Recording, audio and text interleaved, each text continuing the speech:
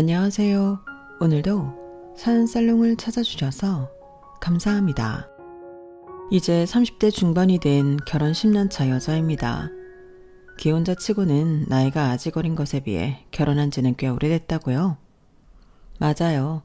조금 부끄러운 얘기긴 하지만 본격적인 시댁살을 시작하기 전에 제 결혼 과정을 먼저 얘기해드리고 시작을 해야겠네요. 사실 저는 20대 중반에 사귀던 남자친구와 아이를 갖게 되어 주변 친구들에 비해 결혼을 빨리 하게 된 편이었어요. 그때만 생각하면 아직도 정신이 아찔하네요. 나름대로 제 인생 36년에 가장 큰 위기 중 하나였거든요. 물론 저나 남자친구나 성인이기도 했고 저는 경제적으로 어느 정도 독립도 했던 상태라 아이를 갖는 일이 그렇게 사회적으로 크게 문제가 될 일은 아니었어요. 하지만 결혼 전에 임신을 했다는 사실만으로도 당시엔 마치 입에 담을 수도 없는 어마어마한 사고를 저지른 느낌이었어요. 심지어 남자친구는 저보다 3살이 어린 연하였기에 아마 더 놀랐을 거예요. 비멸한다고 했는데도 그 낮은 확률을 뚫고 찾아와주는 아이가 있더라고요. 그게 제 이야기가 될 줄은 꿈에도 상상 못했지만요. 누나, 우리 이제 어떡하지? 진짜 임신이야? 테스트기가 잘못된 게 아니고? 나도 차라리 그랬으면 좋겠다. 그럴까봐 나도 2번이나 더 해보고 병원 가서 혈액 검사까지 받았어. 근데 임신이라잖아. 진짜 미안해. 어떡하냐 정말? 어떡하긴 당연히 지워야지. 지울 수 있어? 불법 아니야? 그럼 이대로 낳자고? 뭐 어떻게든 방법을 찾아봐야 될 거 아니야. 그렇긴 하지만 저와 남자친구는 그때 사귄 지 반년 정도밖에 안 된 파릇파릇한 연인이었고 갑작스럽게 찾아온 아기를 키우기에는 마음의 준비가 너무나도 안 되어 있는 상태였어요. 저는 아기를 꽤 좋아하는 편이라 언젠가 결혼을 하게 된다면 아이는 꼭 가질 거라고 늘 생각은 하고 있었지만 그게 그 나이 때는 아니었거든요. 결혼도 빨리 하고 싶어 하던 편이긴 했지만 남자친구를 만나기 전까지는 제대로 마음 붙일 만한 연애도 그럴 만한 사람을 찾지도 못했던 터라 완전히 나중 일로만 생각하고 있었어요. 저만 해도 이랬으니 남자친구는 오죽했을까요? 남자친구는 대학교에 입학하자마자 군대에 다녀오고 제대하자마자 복학하고 소개를 받아 저와 연애를 하다가 이렇게 된 거였으니 상황이 더 절망적이었을 거예요. 그때는 참 내 탓이라고 했다가 네 탓이라고 했다가 하면서 원망도 많이 하고 툭하면 우울해하면서 서로에게 상처도 많이 주고받았던 것 같아요. 그것도 다 저희가 미숙하고 어렸던 탓이었겠죠. 어쨌든 처음 임신 상황을 알아차렸을 때는 저희 둘 다 아이를 얼른 지워야겠다는 생각뿐이었어요. 이성이 거의 마비된 채로 매일 아이를 지우는 법을 찾아 헤맸던 것 같아요.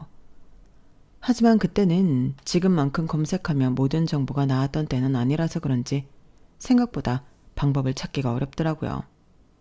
게다가 이런 민감한 문제는 쉬쉬하느라 바쁜 사회 분위기 탓인지 더더욱 찾을 수가 없었어요. 초기라 딱히 증상은 없었을 텐데도 매일매일 살얼음판을 걷는 긴장과 불안함 속에서 지내서 그런지 온몸이 쑤시고 아팠어요. 그러다 어느 날 지쳐있는 제 모습을 보고는 문득 남자친구가 그러더라고요. 누나, 근데 우리 그 아기 꼭 지워야 돼? 그게 무슨 말이야? 그럼 키우겠다는 거야? 우리가 만든 아기니까 우리가 책임져도 되는 거잖아. 우리 처음 아기 생겼을 때부터 지금까지 쭉 지울 생각뿐이었는데 생각해보니까 좀 이상해서. 원래 임신은 축하받아야 할 일이잖아. 그리고 우린 둘 다 성인이고. 허무맹랑한 소리 하지 마. 둘 다 성인이면 혼전 임신해도 되는 거야? 우리 부모님 엄청 엄격하고 보수적이셔. 내가 혼전 임신한 거 알면 날 죽이려고 하실 거야. 내가 잘 설득해 볼게. 우리 낳자. 어? 갑자기 왜 이래? 내가 이 아기 낳는다 치자. 그럼 아기 키울 돈은 있어? 넌 아직 대학 졸업 정도 못 땄고 돈은 내가 벌고 있는데 임신하고 출산하면 일 못하는 기간 동안 돈은 누가 벌라고? 내가 휴학하고 아기 태어나기 전까지 어떻게 돈 모아볼게. 그냥 낳자 우리. 내가 육아도 잘 돕고 아이 어느 정도 크면 공부도 다시 해서 졸업장 따고 바로 일할게. 누나가 해달라는 대로 다 해줄게. 그러니까 다시 한번 생각해줘. 갑작스럽게 생긴 아이지만 이대로 지워버리면 나 평생 후회할 것 같아. 남자친구의 어두운 얼굴을 보니 막상 저도 세게 나가질 못하겠더라고요. 그도 그럴 게 저도 아이를 지우는 방법을 찾는 동안 점점 제 뱃속의 아이가 자라고 있다고 생각하니 점점 죄책감이 들기 시작했거든요. 이 아이도 어쩌면 태어나고 싶을지도 모르는데 제 입장만 생각하고 죄 없는 아이의 생명을 지워버린다 생각하니 아직 얼굴도 모르는 아이에게 한없이 미안해졌어요. 게다가 남자친구마저 저런 모습을 보이니 제 마음이 더 약해질 수밖에 없었어요. 그래도 우리가 악이 아니었으면 몇 년 연애하다가 헤어졌을지도 모르는데 평생 함께할 짝과 해야 할 결혼을 나랑 해서 후회하면 어떡해. 내가 임신해버리는 바람에 나랑 결혼했다고 나중에 나 원망하면 어떡하냐고. 내 실수인데 왜 누나를 탓해. 그럴 일 없어. 그리고 우리가 만난 지 6개월밖에 안 되긴 했지만 그동안 잘 지내기도 했고 앞으로도 지금처럼 잘 지낼 수 있도록 내가 노력할게. 누나는 어떨지 모르겠지만 난 누나 같은 사람이랑 만나서 참 좋아. 이대로 결혼해도 후회 없을 것 같아. 솔직히 그때 남자친구가 했던 말을 반은 믿고 반은 의심했어요. 약간 꼰대 같을 수도 있지만 남자친구가 그런 걸 판단하기엔 나이가 너무 어렸고 연애 경험도 많지 않다고 느꼈거든요. 하지만 그 말을 하는 남자친구의 눈빛만큼은 정말 진실되게 느껴졌어요. 그래도 이렇게 감정에 휩쓸려서 낳는 건 정말 아닌 것 같아. 방법을 찾는 동안 시간을 두고 고민을 좀 해보자. 말은 그렇게 했지만 남자친구가 그렇게 말한 순간부터 이미 마음이 반쯤은 이대로 낳자는 쪽으로 기울었던 것 같아요. 저는 일주일 정도 조금 더 고민해 보다가 결국 남자친구와 함께 아이를 낳기로 결정을 내렸죠. 결정을 내린 뒤로는 참 폭풍 같은 나날을 보냈던 것 같아요. 저희 친정 부모님도 시댁도 청천벽력 같은 소식에 난리가 났어요. 양가 부모님께서도 처음에는 창창한 나이에 갑자기 아이가 웬 말이냐며 지우라고 난리셨죠. 저와 남편 인생을 생각하면 당연한 반응이었지만 그래도 막상 그런 말들을 들으니 하나하나 다 상처가 되더라고요. 게다가 저야 결혼을 좀 일찍 한 여자들이 마땅히 출산할 수 있는 나이라 치지만 남편은 애아빠게 되기엔 너무나 어린 나이라 그런지 시댁에서는 정말 저를 못마땅해 했어요. 남편에게는 1살 터울의 누나, 그러니까 저보다 2살이 어린 시누이가 있었는데 특히 시누이의 태도가 가관이었죠. 올케는 무슨 임신한 여자가 옷을 그렇게 입어? 그 나이에 임신한 게 자랑도 아니고 나 부끄럽게 옷차림이 그게 뭐예요? 사람들이 임산부인 거 알면 기함하겠다. 제가 의류 쪽에서 일을 하면서 직접 모델도 했어서 꾸미는 걸 워낙 좋아했었거든요. 그래서 옷 취향이 워낙 하늘하늘하고 몸매가 드러나는 여성스러운 스타일이었는데 임신 초기라 배가 별로 나오지 않아서 평소 입던 스타일로 시댁에 인사를 갔을 때였어요. 처음부터 밉보이면서 시작하게 된 결혼 생활이었는데 겉보기에 이미지라도 조금이라도 예쁘게 보이고 싶어 차려입었던 건데 보자마자 썩은 얼굴로 저를 빤히 보면서 한다는 첫마디가 저거였어요. 게다가 시누이들이면 다 그런지는 몰라도 저보다 어리면서 묘하게 반말과 존댓말을 섞어서 말하는 게 기분이 참 나쁘더군요. 사회에서 만났으면 저한테 찍소리도 못했을 것 같은데 지 동생이랑 결혼했다는 이유만으로 나이도 많은 제가 형님 하며 존칭을 써야 하는 것도 너무 신경 쓰이고 짜증이 났어요. 아직은 배가 많이 안 나와서 옷이 들어가더라고요. 몇 개월 있으면 배 나와서 예쁜 옷들은 다 안 맞을 텐데 지금 이럴 때라도 많이 입어두려고요. 유하게 넘어가려고 애써 웃으면서 한 말에도 시누이는 무슨 심한 소리를 들은 사람 마냥 펄쩍 뛰더군요. 뭐라고요? 무슨 애 엄마가 꾸밀 생각이나 해. 애를 어떻게 키울까 그런 고민이나 할 것이지. 어차피 내일 모레 혼인신고하는 유부녀가 이런 아가씨 같은 옷 입어서 뭐 하려고? 임산부 아닌 척 남다리나 꼬시려고 그래요? 불쌍한 내 동생 놔두고? 그게 무슨 그런 생각을 할 리가 없잖아요, 형님. 누나, 대체 무슨 소리를 하는 거야? 쓸데없는 소리 하지 마. 괜히 사람 기분만 상하게. 아우, 내가 무슨 말을 했다 그래. 난 걱정이 돼서 그렇지. 저놈의 배 때문에 결혼식도 못 올리고 있는데 그래서 다른 남자랑 눈 맞아 버릴까봐. 말도 안 되는 소리 그만 좀 해. 솔직히 그런 말을 처음 들었을 때는 너무 속상해서 빈 방에 몰래 들어가 조용히 눈물만 훔쳤어요. 잠깐 그러고 있으면 남편이 바로 찾아와서 달래주곤 했죠. 여보, 미안해.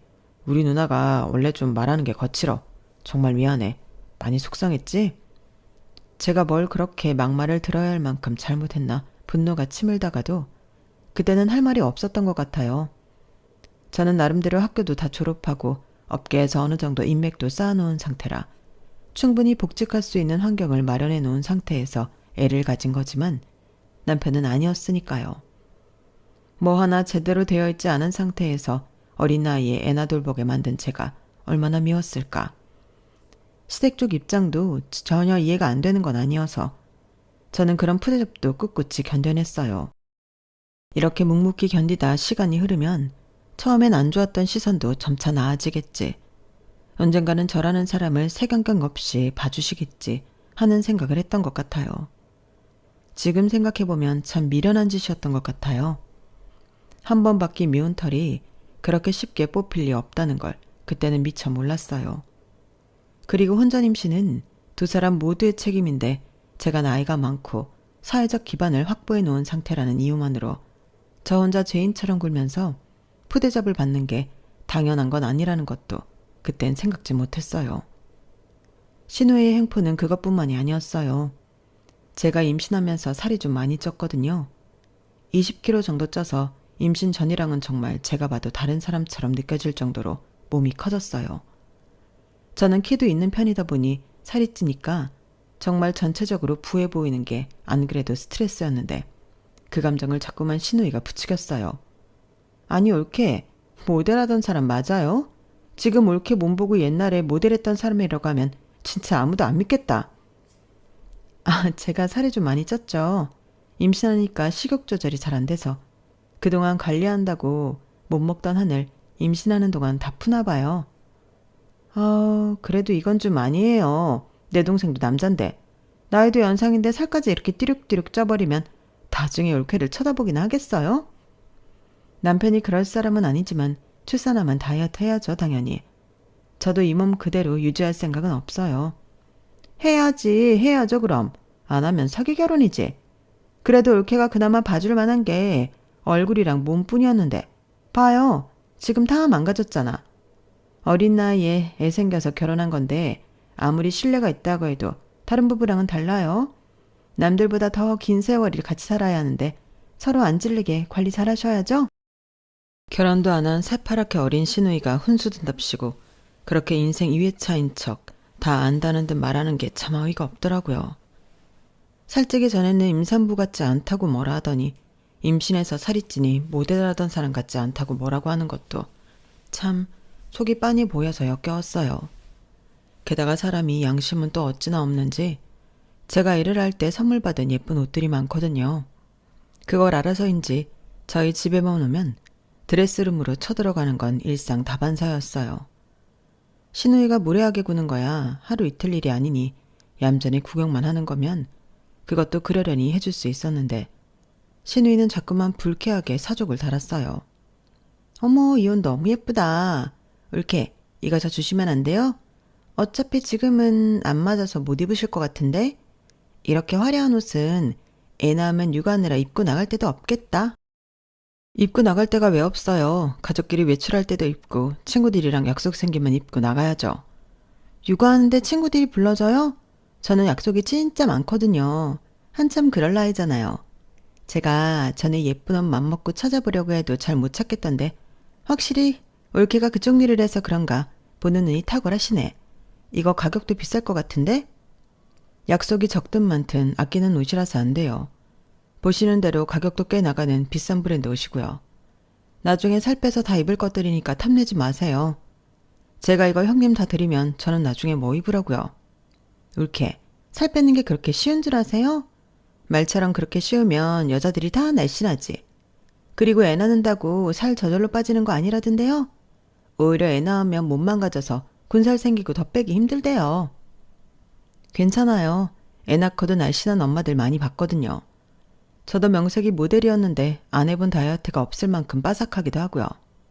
살 빼는 건 자신 있으니까 걱정 마세요. 와, 치사하다 치사해. 아니 원래 올케들은 동생한테 안 입는 옷 막 물려주고 그러지 않나?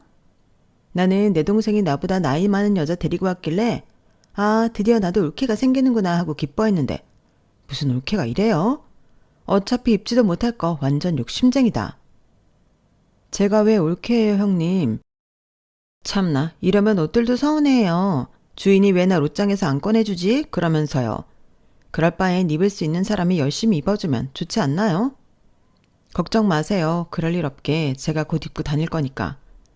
에이 지금 몸 보면 못 그럴 것 같은데. 그래요. 그 옷 언제 입나 두고 볼게요. 1년 후에도 못 입으면 저 주는 걸로 해요. 약속! 툭 하면 제 살찐 몸을 비꼬면서 양심 없는 헛소리를 어쩜 저렇게 눈 하나 깜빡 않고 뻔뻔하게 잘해대는지 그냥 내가 죄인이다 생각하고 참자 싶다가도 한 번씩 욱해서 멱살이라도 잡고 흔들고 싶었지만 겨우 넘어간 적이 한두 번이 아니었어요. 신우이의 그 어이없는 갈굼이 시도 때도 없이 떠오르는 덕분에 얻은 화병 대신 좋은 점도 하나 정도는 있었네요. 출산 후 정신없이 육아하느라 자칫 나태해질 뻔한 다이어트 의지가 불태워지긴 했거든요. 그래도 제 옆에서 저를 꿋꿋하게 지켜주는 남편 덕분인지 아이를 낳아 잘 길러보겠다는 제 결심은 마지막까지 꺾이지 않았고 그렇게 저희는 예쁜 딸을 낳게 되었어요. 딸을 낳아보니 그 조그만 게 얼마나 귀엽고 사랑스럽던지 신기하게도 남편과 저희 얼굴에서 장점만 반반 섞어 넣은 얼굴로 예쁘게 태어난 딸을 보니 이상하게 마음이 울컥하더라고요. 제가 그때 성급하게 아기를 지었다면 이 예쁜 얼굴도 못 봤겠지 싶은 생각 때문에요. 아이가 태어났던 순간은 정말 인생에서 잊지 못할 장면이었던 것 같아요. 하지만 기쁨도 잠시. 산후조리를 마치자마자 제 눈앞에 펼쳐졌던 건 전쟁 그 자체였어요. 남편은 정말 아이를 낳기 전에 약속했던 것처럼 저와 딸을 위해 최선을 다했어요. 대학을 잠시 휴학한 뒤 남편은 한 학기 동안 열심히 함께 휴가를 해줬어요. 덕분에 남들은 잠을 한숨도 자지 못해서 가장 힘들다던 100일까지 저는 남편과 하루씩 교대로 아이를 케어해서 잠도 어느 정도 확보할 수 있었고 상대적으로 몸이 튼튼한 남편이 아이를 자주 안아주고 집안일도 함께해서 그런 부분에서의 어려움은 없었던 것 같아요. 여보, 우리 정말 아기 낳기 잘한 것 같아. 그치? 내가 뭐랬어. 내가 잘한다고 했잖아. 우리 하정이 좀 봐. 어쩜 이렇게 예쁜 아기가 다 있을까? 그러니까. 근데 당신 복학하면 그땐 어떡하지? 지금이야 같이 하니까 좀 수월하다지만 나중에 나 혼자 아이를 볼 수 있을지 좀 걱정돼. 그래? 그럼 한 학기 더 휴학할까? 아니야. 그래도 언제까지고 미룰 수도 없는 거잖아. 차라리 빨리 졸업해서 일하는 게 더 나를 돕는 거야. 그건 그렇지. 말은 그렇게 했지만 남편의 복학 시기가 다가오면서 막연한 불안감 때문인지 스트레스가 점점 커지더라고요. 그 와중에 한 가지 더 스트레스였던 점은 신우이 때문이었어요. 신우이는 틈만 나면 예쁜 조카를 보러 온다는 핑계로 연락도 않고 저희 집에 방문하기 일쑤였어요. 나중에는 초인종 소리에 노이로제가 걸릴 지경이었어요. 이 시간에 올 사람이 없는데 누가 또 왔어? 내가 확인해 볼게. 아, 왜 그래? 누나네. 아, 진짜 연락하고 오라니까. 내가 정말 면목이 없다. 미안해. 최대한 빨리 돌려보내 볼게. 아니야, 됐어. 들어오면 또 애 이쁘다고 한참 안 나갈 텐데 뭐. 어떻게 빨리 돌려보내려고. 냅둬. 때 되면 알아서 나가겠지. 미안해 여보. 미안하긴 당신 잘못도 아닌데. 남편이 미안해 죽겠다는 얼굴로 문을 열자 어디서 술은 또 실컷 퍼마시고 온 건지 잔뜩 벌게진 얼굴로 싱글벙글해진 형님의 얼굴이 보이더군요. 옳게 저 왔어요. 네, 허락도 없이 어쩐 일이세요? 허락? 내가 뭐 언젠 연락하고 왔나? 요 근처에 약속 있어서 왔다가 우리 귀여운 하정이 생각나서 얼굴 좀 보려고요. 아유, 우리 이쁜 하정이 고모 보고 싶었죠요? 고모도 보고 싶었지. 우리 하정이 보러 왔지. 그럼 고모가 이 집에 누굴 보러 왔겠어? 안 그래? 그치 하정아? 형님, 술 냄새 나니까 하정이 볼 거면 양치하고 손도 씻고 와서 봐주세요. 아기 면역에 치명적이에요. 아, 네, 알겠습니다. 우리 공주 위해서는 말을 들어야죠. 공주님을 낳아주신 위대한 올케. 어쩜 하는 말마다 그렇게 얄미운지. 얄미운 말에서 사람 속 끓이기 대회 나가서 상이라도 타온 사람 같았어요. 그래도 그 말을 일일이 대꾸해서 소란을 일으키는 것보단 못 들은 척하는 편이 에너지 소모가 덜하니 신우이가 애를 보러 왔을 때는 거실에 남편과 아이를 두고 그냥 방에 들어가 버렸어요. 그래도 제 동생 닮았다고 지 딸은 예뻐 보이는 모양인지 딸은 끔찍하게 예뻐했거든요. 그 모습조차 저는 꼴 보기 싫어서 신우이가 방문하면 저 대신 애 보러 온 고모보다 생각하고 방에 들어가서 좀 쉬었죠. 그러면 방문 너머 일부러 언성을 높여서는 또 이런 식으로 얄미운 소리가 들렸어요. 어머머, 하정아, 니네 엄마 그새 어디 갔어? 코 자나? 어떻게 이렇게 작고 이쁜 딸을 버리고 들어갈 수가 있어? 니네 엄마 너무하다. 그치? 고모 왔는데 쳐다도 안 보고 하정이도 엄마 버리고 고모한테 올래? 고모랑 살까? 누나, 헛소리 하지 마. 우리 하정이가 왜 누나한테 가? 야, 너도 네 마누라 닮아가니? 왜 이렇게 예민해? 그냥 농담하는 거지. 어차피 하정이가 내 말 벌써 알아들을 리도 없고. 애가 아무리 말을 못 알아듣는다고 해도 할 말이 있고 안 할 말이 있지. 그리고 사람이 꼭 말이 통해야 알아듣는 거야? 분위기로 감지할 수 있는 것들도 분명 있다고. 아, 알았어. 알겠다고. 자식이 결혼하더니 정색은. 나이는 한참 어린 게. 그래봤자 우리 1살 차이거든. 그리고 내 아내한테 그딴 식으로 말하지 말라고 몇 번 말해. 누나보다 2살이나 많은 사람이야. 그렇게 하대하듯이 하지 마. 집에도 연락 좀 하고 오고. 야, 내가 내 동생 내 조카 집에 오겠다는데 맨날 허락받고 와야 돼? 우리 가족이야. 그러는 너는 뭐 우리 엄마 아빠 집 올 때 허락받고 오냐? 그리고 내가 언제 올케를 하대했다 그래. 애한테 장난 좀 친 걸 가지고 2절 3절. 아, 기분 나빠. 솔직히 올케가 좀 너무한 건 맞잖아. 어떻게 신우이가 왔는데 오자마자 방에 쏙 들어가 버리냐? 내가 뭐 애 봐주러 왔어? 애 예뻐만 하다 가려고 왔지? 가만 보면 은근슬쩍 손님한테 육아 떠넘긴다니까? 마음에 드는 구석이 하나도 없어. 누나가 뭘 한다고 그래. 누나가 시도 때도 없이 찾아오는 거 참아주는 것만 해도 고맙게 여겨야지. 어차피 하정이 보러 오는 거라며. 이럴 때 좀 하정이 잠깐 봐주면 서로 좋잖아. 그렇게 싫고 힘들면 좀 작작 오든가. 괜히 와서는 싫은 소리 나야 되고. 다음부터 연락 안 하고 오면 진짜로 문 안 열어줄 거니까 그렇게 알아. 뭐? 이야, 너 아주 결혼하니까 마누라 치마폭에 쌓여서 정신을 못 차리는구나. 그래, 더럽고 치사해서 내가 간다 가. 지 새끼 예뻐해줘도 난리야. 아, 짜증나. 어차피 나 당분간 오고 싶어도 못 오니까 나 없는 시간 동안 충분히 즐겨라. 왜? 못 들었어? 6개월간 어학연수가. 아, 그래, 잘 다녀오고. 그래, 올케한테도 좀 전해주고. 올케, 저 가요. 방까지 형님의 목소리가 들렸지만 별로 대꾸하고 싶지 않아 가만히 있었어요. 현관에서 부스럭거리며 신발 신는 소리가 들리더니 문이 열리는 소리가 이어 들리더군요. 이제야 한숨 돌린다 싶었는데 마지막 남긴 말이 가관이었어요. 야, 근데 네 와이프 살 좀 빠졌냐? 모르겠네. 왜? 아니, 묘하게 갸름해진 것 같아서. 육아한다고 힘들 텐데 밥 좀 든든하게 먹여. 올케는 살찐 게 훨씬 나. 그래? 그렇게 많이 빠졌나? 난 왜 몰랐지? 알겠어. 이만 간다.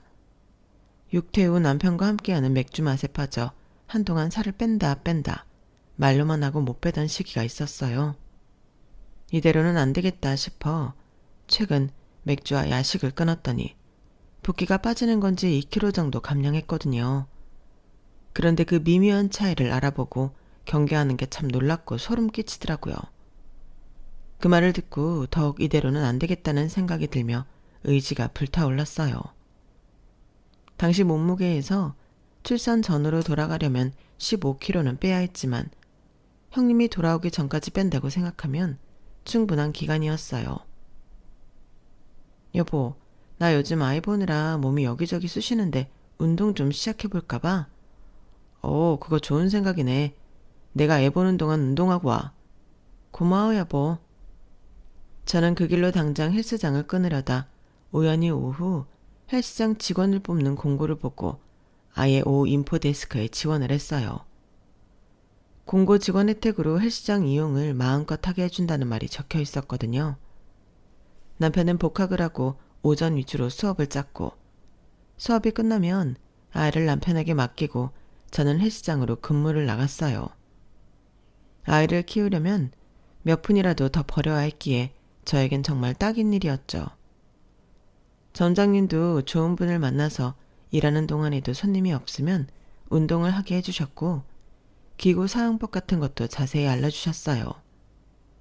낮엔 아이를 보고 오후엔 운동과 근무를 병행하니 활동량이 확 늘어서인지 정말 살이 쭉쭉 잘 빠지더라고요. 한 달에 3kg꼴로 무난하게 빠졌던 것 같아요. 중간에 10kg쯤 뺐을 때 정체기가 길게 와서 조금 애가 타긴 했지만 형님이 한국에 돌아왔다는 소식을 들렸을 때쯤에는 15kg를 빼는데 겨우겨우 성공을 한 상태였죠.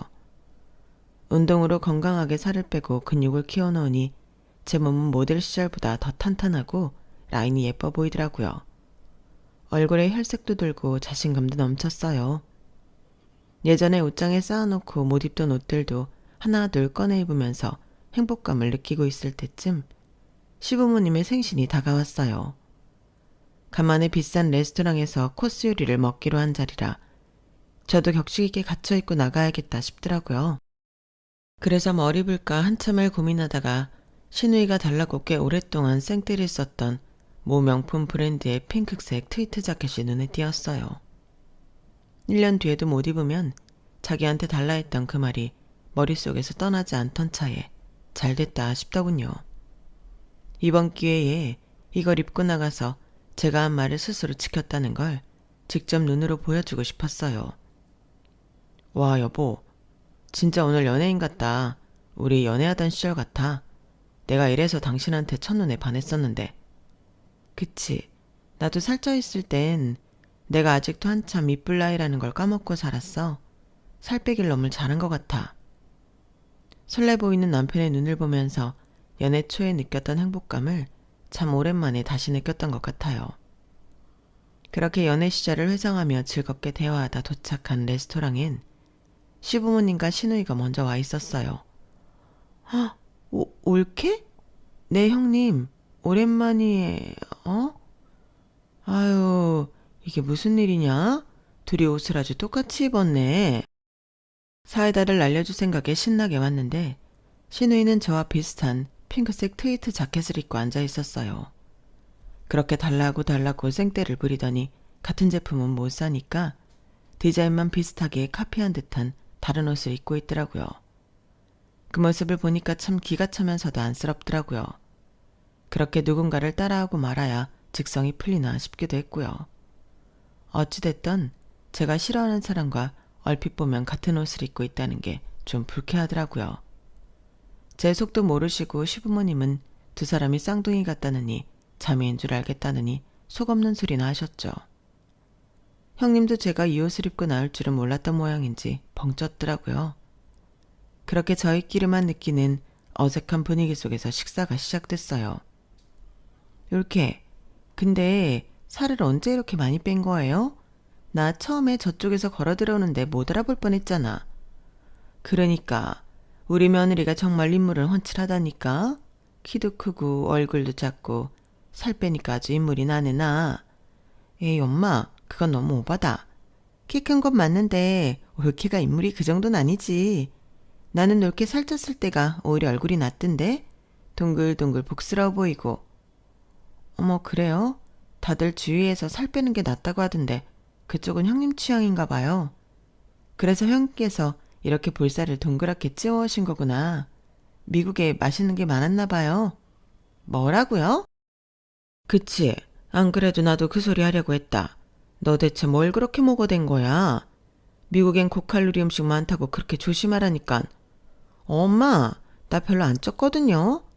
어머 안 찌긴요. 미국 가시기 전에 저희 집에 왔을 때 똑똑히 기억하는데 그땐 이렇게 얼굴이 동그라지진 않으셨어요. 근데 뭐 형님이 그게 좋으신 거면 됐죠. 확실히 복스러워 보이긴 하네요. 올케 그만해요. 좀 짜증나려고 하니까. 왜 짜증나세요? 저는 형님이 한 말 그대로 한 것뿐인데. 참나, 뭐 살 뺀 거 자랑하러 왔어요? 그래서 이 옷도 굳이 내 앞에 입고 오셨나? 살 뺐으니까 이제 넘보지 말라고? 그러는 형님은 이 옷은 뭐예요? 제가 안 주니까 어디서 비싼 거 따라 사신 거예요? 아, 비싸지도 않겠네요. 그 정도 갖고 싶으셨던 거였으면 그때 그냥 드릴 걸 그랬나 봐요. 명품 카피 제품을 진품 마냥 입고 다니는 것만큼 사람 격 떨어져 보이고 민망한 게 없는데 보세요. 옆에 놓고 비교하니까 색감부터 다르잖아요. 얘들이 밥상머리 앞에서 왜 분위기 흐리고 있어. 그만들라고 식사해. 그리고 명품 얘기가 나와서 말인데 얘가 이렇게 속없이 보이고 얄밉게 말해도 다 너 생각한다.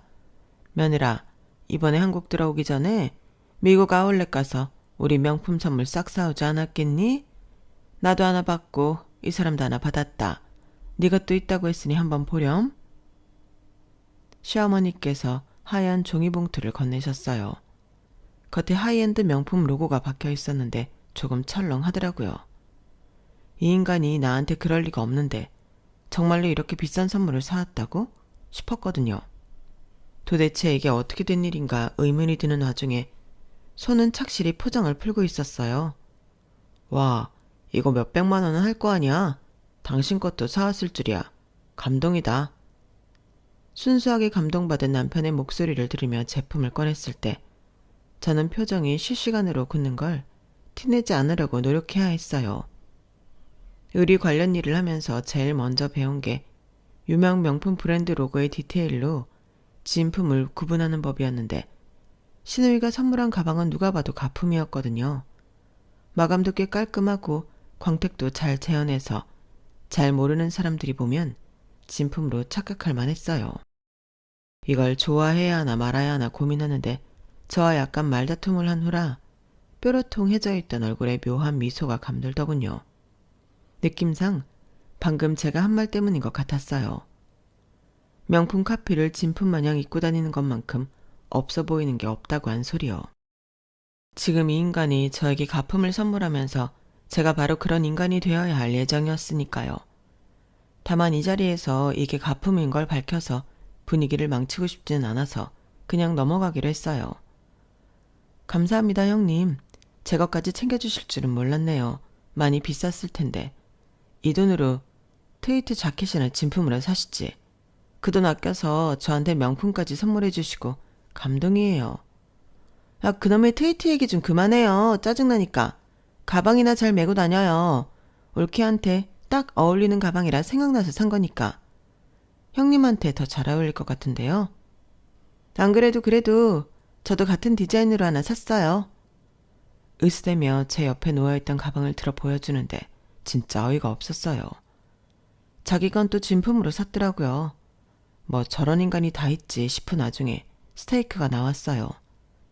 제 스테이크를 다 썰고 먹으려는데 어머님께서 칼이 잘 안 든다고 하시더라고요.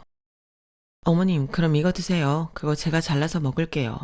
아유, 그래도 되나? 고맙네. 며느리가 최고야. 다 썰려있는 제 접시를 어머님께 드리면서 어머님 그릇을 저한테 가지고 오려고 팔을 뻗었는데 갑자기 스테이크를 썰던 형님이 칼을 제 트위트 자켓 팔 부분에 대고 쭉 그었어요. 굵은 실들이 엮여있는 트위트라 칼이 실에 제대로 걸려서 연약한 트위트의 실들이 두두둑 끊겨버렸어요. 형님, 지금 뭐 하시는 거예요? 어머머, 죄송해요. 스테이크 썰다가 그만. 그걸 말이라고 하세요? 접시에 놓여있는 걸 썰다가 갑자기 제 팔을 그은 게 고의가 아니라고요? 네, 아니에요. 당사자가 고의 아니라는 게 왜 그러세요? 고의로 그랬다고 해야 마음이 편하세요? 내가 올케를 미화했다면 명품 선물도 안 했겠지. 절 너무 부정적으로 생각하지 마세요. 날씬했을 때도 제가 아끼고 아껴 입던 옷이었어요. 특히나 이 옷은 성인이 되고 엄마가 사주신 첫 명품 선물이었거든요. 일을 해서 선물 들어오는 다른 명품들과는 의미가 달랐어요. 살이 쪘을 때는 트위트 소재 특성상 친축성이 없어 너무 꽉 끼는 느낌이라 못 입고 있다가 이제서야 예쁘게 맞게 되었는데 그걸 찢다니. 게다가 옷을 이런 식으로 망가뜨리면 복구할 방법도 없었어요. 그렇게 생각하니 정말 그동안 당해왔던 게 순식간에 다 떠오르면서 악만 남더라고요. 머리 끝까지 열이 올라있는 상태에서도 신우의 깐죽거림은 끝나지 않았어요. 에휴, 이렇게 조심성 없이 옷을 망가뜨릴 것 같으면 그냥 저를 주시지. 그럼 제가 예쁘게 입은 모습 보고 대리 만족이라도 하셨을 거 아니에요. 옷이라는 게 돈 주고 산다고 다 제 옷이 아니고 주인은 따로 있다니까요. 솔직히 이 여리여리한 변분홍색은 올케 피부톤이랑은 영 안 맞잖아. 어울리지 않는 옷 구겨서 입고 다니니까. 봐봐. 결국 이 사달이 나네. 더 이상 참을 수가 없어 저도 나이프를 쥐고 일어나 신우이에게 다가갔어요. 신우이는 잠깐 겁먹은 듯 하더니 다시 희죽대더라고요. 왜요? 내 옷도 찢게? 찢어봐요. 어디 둘이 나란히 찢어진 트위트 입고 다니면 봐줄만 하겠네. 누가 봐도 저렴한 옷이라 자긴 잃을 거 없다는 식으로 말하는 게 한심해 보이더라고요. 하지만 제가 노린 건 그쪽이 아니었어요. 저는 신우이가 옆에 세워놓은 핸드백을 집어 칼로 길게 기스를 냈어요. 비싼 명품 백에 대각선으로 쭉 그은 일자 모양 흉터가 새겨지는데 이상한 카타르시스가 느껴지더라고요. 신우이가 기겁을 하면서 핸드백을 뺏으라고 하길래 툭 던져져 버렸어요. 제가 던진 핸드백이 그대로 신우이 얼굴에 맞고 바닥에 떨어졌죠. 지금 뭐 하는 거예요? 아, 죄송해요. 고의는 아니었는데 나도 모르게. 지금 장난해요? 이게 얼마짜리 가방인 줄 알아요? 그러는 형님은 뭐 제 옷 가격 알고 그러셨나요? 서로 실수인데 없었던 일로 하고 서로 용서해주죠. 미쳤어. 제정신 아니야. 이걸 어떻게 보상할 건데? 아, 보상이 필요하세요? 그럼 서로 보상하고 끝낼까요? 어떻게 보상할 건데요? 이거 미국에서 재고도 몇 개 안 남은 모델 데리고 온 거예요. 제가 보상할게요. 대신 형님도 제 옷 보상하세요. 이 옷은 안 파니까 돈으로 보상해 주셨으면 좋겠어요. 중고인 거 감안해서 가격은 낮게 쳐드릴게요. 저희의 대화를 지켜보고 계시던 시부모님께서도 놀라셔서 그렇게 하라며 형님에게 고개를 끄덕이셨어요. 그래요. 그럼 제 보상은 어쩌실 건데요? 전 돈으로 보상받기 싫은데요. 전 그냥 이 모델 똑같은 거 새 걸로 다시 구해다 주세요. 엄청 갖고 싶었던 걸 힘들게 구했던 거니까. 그래요. 그럼 잘 됐네요. 저는 그럼 이 가방 안 쓰고 형님 드릴게요. 같은 모델이니까. 그럼 해결이죠? 네? 표정이 왜 그러세요? 같은 모델이잖아요. 아직 포장만 뜯어보고 매보지도 않았는데 형님이 쓰시면 되죠. 그래, 그러면 되겠네. 며느리가 똑똑하구만. 하. 시부모님께선 불편해진 분위기를 풀기 위해 애써 웃음으로 무마하시려는 것 같았어요. 괜히 식사 분위기를 망친 것 같아 너무 죄송해서 다음에 따로 대접을 해드려야겠다는 생각이 들었어요. 반면 신우이는 제게 선물한 가방이 가품이라는 걸 차마 말 못하니 우물쭈물거리면서 얼굴이 사색이 되더라고요. 저는 그 자리에서 제 옷값을 검색해서 보여준 뒤 절반만 보내달라고 했어요. 솔직히 이 옷이 제게 의미하는 바나 아끼던 정도를 생각하면 값을 다 받아내고 싶었지만 현실적으로 형님이 그 돈을 바로 보내줄 재정적인 형편도 안 되는 것 같기도 해서 절반으로 깎았죠. 절반이어도 꽤 큰 금액이었거든요. 나중에 달라고 안 하고 싶으니까 그냥 이 자리에서 보내주세요. 이렇게 증인들 많은 곳에서 확실히 하면 좋잖아요. 저 올케 그냥 돈으로 해도 될까 우리? 나도 돈으로 받는 게 아무래도 나을 것 같은데. 그런 게 어딨어요. 그렇게 갖고 싶은 모델이었다면서요. 이제 구하지도 못할 텐데 그냥 형님 쓰세요. 저는 돈으로 얼른 보내주시고요. 그래, 얼른 보내고 이제 그만 밥 먹자. 그러게 왜 남의 옷에 그렇게 함부로 손을 대가지고는. 그래도 비싸 보이는 옷인데 절반만 달라는 게 어디냐? 몇 번 입은 것 같지도 않고 완전히 새 옷 같은데. 어머님께서 옆에서 핀잔을 하시자 더 이상 물러날 곳이 없었는지 형님은 제 계좌로 돈을 송금했어요. 그 꼴이 참 볼만하더군요. 그 뒤로는 발발 떠는 꼴이 우스워서 속으로 웃음을 한참 삼켰네요. 속이 뻥 뚫리는 듯한 시원함에 간만에 기분 좋은 가족 모임을 마치고 집으로 돌아가는데 형님께 전화가 왔어요. 올케 진짜 1억이야? 농담이죠. 저 진짜 돈이 없어서 그런데 그 돈은 좀 돌려주세요. 가방도 가지고 가시고요. 됐어요. 저는 그럴 생각 없어요. 어머님 아버님 없는 자리에서 왜 말을 다르게 하세요? 저는 아까 의사표현 다 했으니까 구질구질하게 이러지 마세요. 전화를 확 끊어버리고 저는 한참 동안 웃음을 터뜨렸어요. 남편은 영문도 모르고 제가 화통하게 웃는 모습은 오랜만에 본다며 좋아하더라고요. 나중에 자초지종을 설명하니 남편도 지긋지긋하다며 학을 뗐어요. 누나가 이 정도로 굴 줄은 몰랐다며 저에게 사과를 하고는 다시는 누나와 마주칠 일 없게 만들어주겠다고 약속을 하더라고요. 남편이 직접 온몸으로 체감을 해서인지 정말 그 다음부터는 신우이와 만날 일은 별로 없었어요. 그렇게 조카 예쁘다더니 이제는 어쩌다 한번 연락을 하게 돼도 제 딸 안부도 묻지 않더라고요. 그렇게 까불다 큰 코 다치더니 기가 확 죽은 것 같더라고요. 그러니 사람이 잘해주고 참아줄 때 적당히 했어야 했는데 선을 모르고 넘나든 자의 최후는 항상 이런 것 같아요. 여기까지 긴 사연을 봐주신 여러분께 한마디 드리고 싶다면 선을 침범하는 사람의 발은 한 번쯤 꾹 아주 세게 밟아주는 게 좋겠다고 말씀드리고 싶네요. 선을 넘었다가 아팠다는 기억이 각인되면 더 이상 함부로 선을 넘지 않더라고요. 참지 마시라고요. 물론 여러분의 인생에는 이렇게 선을 넘나드는 사람이 없길 바라지만요. 그럼 항상 건강하시고 오늘도 내일도 행복하세요. 여러분, 사연 댓글에 응원과 현명한 조언 부탁드려요. 좋아요와 구독은 저에게 큰 힘이 됩니다. 오늘도 좋은 일 가득하세요.